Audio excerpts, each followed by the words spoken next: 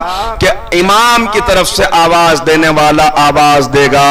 अगर किसी को माल की जरूरत है तो आओ, इमाम का खजाना खुला हुआ है, इमाम का खाजिन पुकार रहा है, आओ। का काफी देर गुजर जाएगी, कोई न आएगा। फिर बड़ी झिझक के साथ, झिझकते हुए एक आदमी आगे आएगा और आगे बढ़ के मां तक पहुंचेगा, कहेगा कि मैं आया हूं कुछ लेने के लिए, इसको दे दिया जाएगा। जब ये उस माल को लेकर वापस चलने लगेगा तब इसका नफ्स मलामत करेगा कि तू इस उम्मत का बदतरीन आदमी है, तूने अपनी जरूरत को बयान कर दिया, तू आ गया। और फिर ये वापस पलट के आएगा, वापस पलट के आएगा और कहेगा कि भाई मैं वापस करना चाहता हूं। तब इमाम का खाजिन कहेगा इस दर से जो दे दिया जाता है वो वापस नहीं लिया जाता।